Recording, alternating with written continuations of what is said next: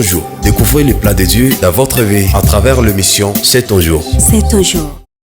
Tunawakaribisha tena kufuata kipindi yetu siku yako, na mumekuwa tena wengi kufuata John Kam TV kwa ajili ya kufuata kipindi hiki. Kuna wengi ambao wamejiswali maswali mengi wakiendelea kujiuliza kwa nini kipindi hiki kinapita kwa lugha ya Swahili. Lakini kwa siku ya leo tumeamua kuongea nanyi kwa lugha ya Swahili kwa kuwa kuna wale ambao walisema kwamba kuna siku nyingi ambao mnafanya kipindi hiki kwa lugha ya Kiingereza, ya Kifaransa na Kiingereza, lakini sisi Waswahili mmetusahau.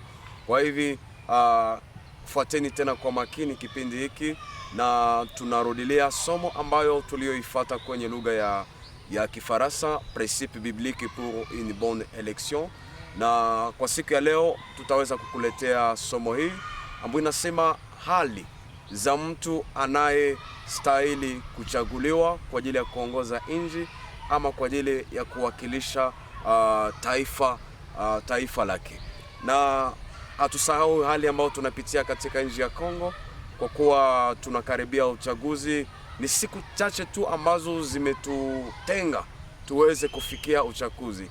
Lakini tulipotafakari, tulipoona jinsi watu wameendelea kuandaa uchaguzi kabisa, kuna wale ambao wameandaa uchaguzi vibaya. Kwa hivi imetusukuma tuweze kukuletea somo hii kwa Swahili. Hali za mtu anayestahili kuchaguliwa kwa ajili ya kuongoza nchi ama kuwakilisha taifa lake. Biblia inasema kwamba katika kitabu ya Methali 14 na mstari wake wa 12 ya kwamba kuna njia inayoonekana kuwa sawa machoni mwa binadamu, lakini mwisho wake ni njia ya mauti. Tumefika wakati wa kampeni. Kuna watu wengi ambao wamefika mbele zetu, wameendelea kuongea pamoja nasi, eti watafanya hiki, wengine watafanya hiki, wengine watafanya hiki, wengine wamekuja jana hotuba kabisa mbalimbali za kutisha sana. Na kuna wale ambao wanaonekana kuwa wazuri, vile vile kuna wale ambao hawaonekani kuwa wazuri. Kwa hivi kuna wale ambao wametufikia kuwaona kwa nje, wanapoongea utasema kwamba hawa kabisa wanastahili kuchaguliwa na kuongoza nchi. Akumbe hawastahili kuongoza taifa. Inabidi tufahamu ya kwamba kura ambazo tunaweza tukazifanya ni kura ambazo zinaweza zikainua taifa letu, ama kura zetu zinaweza zikauzisha pia kuuza nchi yetu ama kuuzisha nchi yetu. Kwa hivi inabidi tuwe makini tunapokaribia uchaguzi. Na ni hali gani ama ni alama gani za mtu ambaye anayestahili kuchaguliwa kwa ajili ya kuongoza nchi? Tupate alama ya kwanza ama hali ya kwanza ya mtu anayestahili kuchaguliwa kwa ajili ya kuongoza nchi ama kwa ajili ya kuwakilisha taifa lake. Na tuna mashairi mengi ambayo tulikuandalia kwa ajili ya ambamo mnapatikana hali hizi. Na shairi ya kwanza inapatikana katika kitabu kia Kumbukumbu la Torati sura yake ya kwanza na mstari wa 13. Nitaongoza usomi kwa kuwa ni hapo ambapo panapatikana hali za watu ambao wanastahili kuchaguliwa kwa ajili ya kuongoza nchi. Inasema hivi: mjitwalie watu sawasawa na kabila yenu, wawe wenye akili na hekima na wenye kujulikana, nami nitawafanya wawe vichwa juu yenu. Vile vile kitabu kingine katika kitabu ya Kutoka 18 na mstari wake wa 21 inasema hivi: na tena chagueni katikati ya watu wenye akili, wanaomwogopa Mungu, watu wenye haki, watu wa kuchukia faida isiyo haki ama rushwa. Matendo ya Mitume pia inaendelea kusema, Matendo ya Mitume 6 na shairi lake la 3 inasema: basi ndugu zangu, chagueni watu 7 wenye mwenendo mwema, wamejaa na Roho Mtakatifu na hekima, ili tuwaweke juu ya kazi hii. Mashairi yamekuwa wazi, yametupa hali za watu ambao wanastahili kuchaguliwa kwa ajili ya kuweza kuongoza nchi. Na hali ya kwanza ambayo tumeipata katika kitabu cha Kumbukumbu la Torati ambayo ni ya mtu ambaye anastahili kuchaguliwa. Biblia imesema kwamba chagueni katikati ya makabila yenu. Yaani hali ya kwanza ya mtu ambaye anastahili kuchaguliwa kwa ajili ya kuongoza nchi, inabidi awe mtu ambaye anapatikana katikati ya makabila inayounda nchi ambayo anakuwa ndani mwake. Awe mtu ambaye anakuwa katikati ya makabila hiyo, kwa kuwa shairi hii ilifika wakati Musa alikuwa jangwani akiongoza taifa la Israeli wakiwa wakienda kwenye nchi ya ahadi ya Kanana. Na taifa la Israeli ilikuwa taifa ambayo ilikuwa na makabila 12. Na ni katikati ya ile makabila ambayo ilikuwa ikiunda taifa la Israeli, ni katikati ya hiyo makabila ndo Musa alisema chagueni watu watakao wawakilisha ama watakao waongoza. Unapotaka kuchagua mtu, sijui ni kandidati kwa deputation nationale ama provinciale ama presidentielle, jihakikishie ama tafuta ujue kama ni mtu ambaye anakuwa katikati ya makabila yanayoongoza nchi yenu, ama naweza kusema mwana nchi kweli kweli ambaye amezaliwa katika nchi hii. Ni hali ya kwanza ya mtu ambaye inabidi uweze ukachagua. Hali ya pili ambayo inabidi tuweze kufahamu, awe mtu mwenye akili, kama vile kitabu ya Kumbukumbu imesema katika shairi ile ya 13, mtu mwenye akili. Yaani watu wanaostahili kuongoza nchi ni watu ambao inabidi watu wenye akili, kwa kuwa nchi inakuwa na watu wengi sana na inakuwa na shida nyingi sana. Kwa hivi tusipochagua watu ambao wamekuwa na akili, hapo tunaweza tukaingiza nchi yetu iweze kuanguka katika mtego wa Ibilisi. Lakini tunapochagua, tazama, tafakari, angalia kama mtu unayemchagua ni mtu ambaye anakuwa na akili timamu. Kwa kuwa mtu mwenye akili ni mtu ambaye anafikiria wakati shida inapoingia katika nchi, wakati vita inapoingia, wakati uchumi unadidimia, wakati kunakuwa shida fulani, ni mtu ambaye anakuwa na kufikiria na kutafuta suluhisho kwa ajili ya hiyo shida ambayo imeweza kufika. Lakini watu ambao hawafikirii hawawezi wakatafuta suluhisho kwa ajili ya shida ambayo inaweza kaingia katika nchi yao. Kwa hivi ni hali ya pili ambayo inabidi tufahamie, tuchague watu ambao wanakuwa wenye akili. Hali ya tatu, awe mtu mwenye hekima. Yaani hekima hii, tunapochagua watu wenye hekima, ni kuchagua watu ambao wanakuwa na muda wa kutafakari, watu ambao wanajua kujibu kwa maswali mbalimbali ambayo inaweza kawafikia, ni watu ambao wanajua kumetrize kila situation ambayo inaweza kawafikia, kwa kuwa kuna hali ambazo zinaingia katika nchi, hali mbalimbali, sijui ugomvi, sijui vitu kama na hivi. Lakini tukichagua watu ambao hawana hekima, hawataweza kutuliza ugomvi ambao unaweza kaingia katika nchi. Kunakuwa shida ya ukabila katika nchi. Watu ambao wanakuwa na hekima ni watu ambao wanajua kupatanisha watu, wanajua kuunganisha hata makabila ya huku na huku na huku na huku. Kwa kuwa nchi yetu ya Kongo ina makabila mengi sana, plus de 450 tribus ambazo zina constitue nchi yetu. Kwa hivi inawezekana kuwe na ugomvi, lakini watu wenye hekima ni watu ambao wanaweza kuunganisha watu hawa ili nchi yetu iweze kuboreshwa na iweze kusonga mbele. Hali ya nne ambayo ni ya mtu ambaye anastahili kuchaguliwa inapatikana katika hiyo kitabu tu ya Kumbukumbu sura ya 1 na mstari wake wa 13, watu wenye kujulikana. Mtu anayestahili kuchaguliwa kwa ajili ya kuongoza nchi. Wapendwa wasikilizaji, wapendwa ambao mnaendelea mkitufuata, inabidi mjihakikishie kwamba ni watu wenye kujulikana. Watu wenye kujulikana. Wao watu ambao wanajulikana katika hiyo nchi, ama katika maeneo zao ambao wamechaguliwa. Tusichague watu ambao hawajulikani, kwa kuwa wakati unapochagua mtu ambaye haujui alizaliwa wapi, alitoka wapi, ametoka katika maeneo wapi, haujui tabia zake. Lakini mtu ambaye anayejulikana ni mtu ambaye unajua tabia zake, ni mtu ambaye unajua kwamba anaishi namna gani katika mali ambapo anapoishi. Watu wanaojulikana ni watu ambao hakika taifa lao linawafahamu vizuri, katika miji wao wanafahamiwa vizuri. Sijui unakuwa katika mji wa Butembo, unakuwa Kinshasa, sijui unakuwa Kalemi, inabidi ujihakikishia kwamba mtu ambao umemchagua ni mtu ambaye anajulikana. Na kuna aina mbili ya watu katika hali ya kujulikana. Kuna mtu ambaye anajulikana vibaya, vile vile kuna mtu ambaye anajulikana vizuri. Kwa hivi inabidi uweze kutafakari. Katika miji yetu kunakuwa watu ambao wanajulikana kuwa watu ambao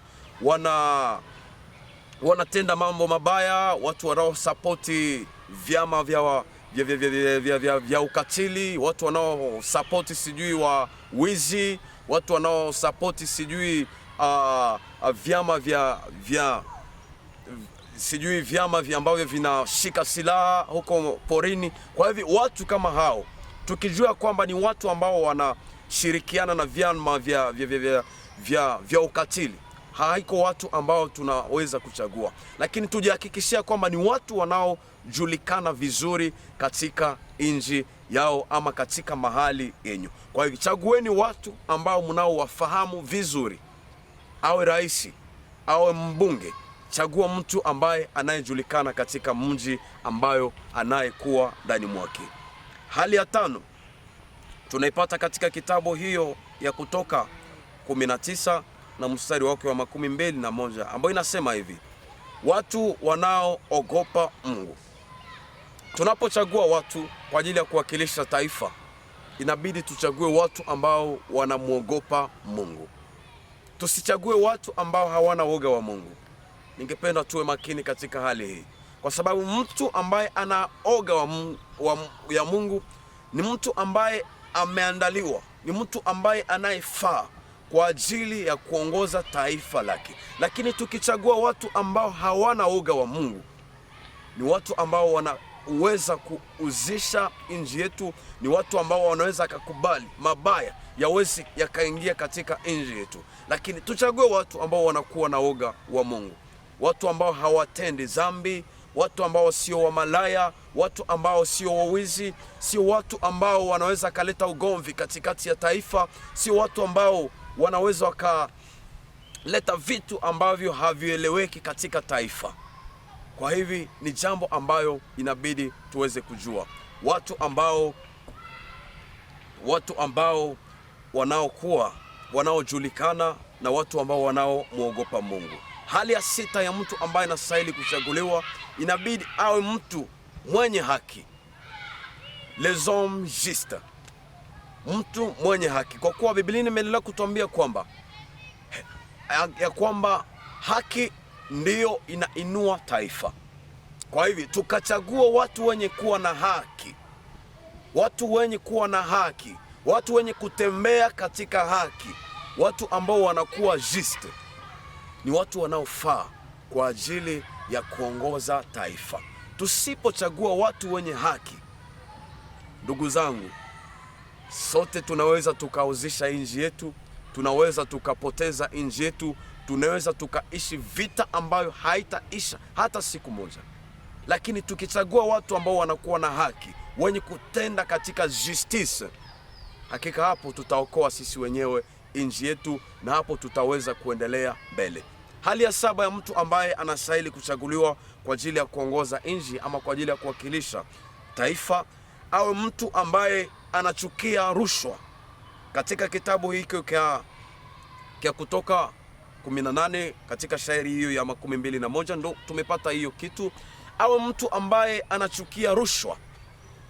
Na tukitazama vizuri, mtu mwenye haki ni mtu ambaye hawezi hata kupokea rushwa.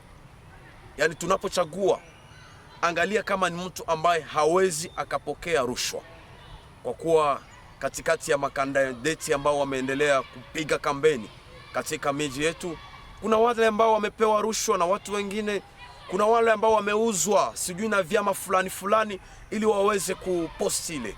Kwa hivyo watu kama hao inabidi tuangalie vizuri, kwa kuwa mtu anayepokea rushwa ni mtu ambaye ana uwezo wa kufanya kila chochote sababu ya pesa. Anaweza kuangamiza hata nchi yake kwa sababu ya nini? Ya pesa. Anaweza karuhusu waweze wakakata hata parti ku nchi yake kwa ajili ya nini? Kwa ajili ya pesa. Mtu ambaye anayependa pesa, huyu ama amide la kipidite, ni watu ambao hawastahili kwa ajili ya kuongoza nchi yetu. Kwa hivyo tunapochagua, angalia kama ni mtu ambaye hawezi akapokea rushwa. Tukichagua watu wenye kupokea rushwa leo ama kesho, tutaweza kupoteza nchi yetu. Kuna makandidati ambao wametujia zaidi sana, watu wanaopokea rushwa. Hawa makandidati wanaopokea rushwa ni watu ambao wanajua kupana sana pesa, na tutawatazama kwenye wakati wameendelea wakipiga kampeni. Ni watu ambao kabisa kupana pesa ni urahisi sana, kwa sababu walipokea pesa kwa rushwa, na vile vile wamepokea pesa kwa rushwa, wanagawa hizo pesa kwa taifa ili waweze kuchaguliwa, na ili tena hizo pesa waliowapea waweze wakazichukua kupitia watu waliowapea nini? Waliowapewa rushwa hiyo. Kwa hivyo tuwe makini sana ndugu zangu wa Kongomani. Mtu anapokupea pesa, inabidi ujue kwamba kuna wengi ambao wanatoa pesa ambazo walizipokea kwa rushwa, na hizo pesa ambazo amekupea, kesho hizo pesa ni wewe tu utazilipa. Kwa hivi tuwe makini sana. Na jua kwamba kampeni imepamba moto, watu wamekuja na makongiransi, lakini tuwe makini sana tunapotaka kukaribia uchaguzi. Hali ya 8 ya mtu ambaye anastahili kuchaguliwa, awe mtu mwenye mwenendo mwema. Jinsi kitabu ya Matendo imesema katika ile shairi, katika ile sura ya 3, awe mtu mwenye mwenendo mwema. Unapotamani kuchagua mtu, tazama mwenendo wake, anatembea vipi katika mji wenyu, anatembea vipi? Ni mtu ambaye anatembea vipi katika eneo ambalo analoliishi? Mwenendo wake uko namna gani? Chagua mtu mwenye mwenendo mwema. Ukichagua mtu ambaye hana mwenendo mwema, ama mtu mwenye anakuwa na témoignage ya mbaya, ni mtu mwenye hata kufika Kinshasa hataweza kufanya nini? Hataweza kutetea nchi yake. Kwa hivyo tuwe makini ndugu zangu wa Kongomani. Tazama mwenendo ya mtu ambaye unatamani kumchagua. Mwenendo wake ni vipi? Anatembea namna gani? Anaishi namna gani? Hiyo itaweza kutuwasilisha, itaweza kuturahisisha tuweze kutembea vizuri katika nchi yetu. Hali ya 9 na ni hali ya mwisho, au mtu mwenye kujazwa na roho ya Mungu. Kwenye kipindi yetu ambayo ilipita, tulipoongea kwa ajili ya pointi hii kwa Kifaransa, watu wengi walituswali maswali wakiendelea kutuambia kwamba namna gani tunaweza tukachagua watu wanaojazwa na Roho Mtakatifu ama wanaokuwa na roho ya Mungu kwa ajili ya kuongoza nchi. Nilijibu watu wengi nikawaambia kwamba, wapendwa, tumeumbwa katika dunia hii, kuna muumbaji aliyetuumba, na alituumba kwa mfano wake na akatupa roho wake. Kwa hivyo unapochagua mtu, angalia kwamba kama anakuwa na roho ya Mungu ama kama amejazwa na Roho Mtakatifu ama roho wa Mungu. Kwa kuwa yule asiyejazwa na roho ya Mungu anajazwa na roho ya nani? Ya shetani. Inakuwa contraire. Yule asiyejazwa na roho ya Mungu anajazwa na roho ya shetani. Kwa hivyo tukichagua watu ambao wamejazwa na roho ya shetani, ya ibilisi, hapo hatutaishi salama hata siku moja katika nchi yetu ya Kongo. Watu ambao wanakuwa na roho ya Mungu ni watu ambao katika Biblia tunapoisoma zaidi sana, ni watu ambao walileta suluhisho kwa ajili ya taifa, kwa ajili ya mataifa. Tukiangalia wakina Yusufu walipokuwa katika nchi ya Misri, wakati palikuwa na shida, tauni kubwa, lakini Yusufu alitafuta suluhisho kwa ajili ya shida hii. Tukiangalia wakina Danieli katika nchi ya Babiloni, ni watu ambao walileta suluhisho kwa shida, hata kama hawakuwa wananchi wa hiyo nchi, lakini sababu ya hekima, sababu ya hiyo roho ya Mungu iliyokuwa ndani mwao, walikuwa watu wenye kuleta suluhisho kwa ajili ya taifa. Tukiangalia wakina Esa, mifano ni nyingi katika Biblia. Kwa hivi angalia huyo mtu kama anakuwa na roho ya Mungu. Mtu ambaye amekuwa na roho ya Mungu ni mtu ambaye anakuwa na moyo wa huruma kwa ajili ya taifa ambayo anayoiongoza. Mtu ambaye amekuwa na roho ya Mungu, ama kiongozi ambaye amekuwa na roho ya Mungu, anakuwa na compassion kwa ajili ya taifa ambayo anayoiongoza. Kwa hivyo vita ikiinuka, njaa ikiinuka, tauni ikiinuka, sijui shida mbalimbali zikiinuka katika nchi, anakuwa haraka kutafuta suluhisho, kwa sababu anakuwa na compassion kwa ajili ya taifa ambayo anaiongoza. Kwa hivyo tuwe makini tunapochagua. Angalia kama huyo mtu anakuwa na roho ya nani? Roho ya Mungu. Kwa siku ya leo tumeongea kwa ajili ya hali 9 za watu ambao wanaostahili kuchaguliwa. Ila kuna pointi ambao ningeongeza kwa ajili ya hali ya kwanza hiyo ambayo tulisoma. Kuna shairi ambayo inapuye ama inakombanye hii hali ya kwanza, wakati tuliposema tuchague watu ambao wanapatikana katika matribi ama makabila yanayoongoza nchi. Vile vile katika hiyo kitabu tu ya Kumbukumbu la Torati, ni hapo ambapo panapatikana katika kitabu ya Kumbukumbu la Torati 17 shairi lake la 15, ni hapo ambapo panasema, utaweka kuwa mfalme juu yako yule ambaye Bwana Mungu amechagua, awe mmoja ya ndugu zako. Utaweka kuwa juu yako, asiwe mgeni juu yako, asiye ndugu yako. Kwa hivyo yule mtu ambaye inabidi uweze kuchagua zaidi sana, jihakikishia kwamba yeye ni ndugu yako. Jihakikishia kwamba anapatikana miongoni mwa taifa lenyu. Kama ni mgeni katika taifa la Kongo, haibidi uweze kumchagua. Haleluya. Tuwe makini sana katika hali hii. Shairi hii hailete ugomvi wa makabila, hapana, lakini inakuja sababu ni Mungu anayekuwa na mpango mzuri kila siku kwa ajili ya taifa letu la Kongo. Kwa hivyo Mungu atubariki sana, na inabidi tujue kwamba kupitia kura zetu tunaweza tukaokoa nchi yetu, ila kupitia kura zetu pia tunaweza tukauzisha nchi yetu. Tuwe makini sana tunapochagua. Nawatakia uchaguzi njema. Mungu awabariki sana, na neema ya Mungu itembee pamoja nami nanyi nyote. Mimi ni mtumishi wa Mungu Josias Milonde. Kwa hivyo Mungu atubariki, na watakia kila laheri.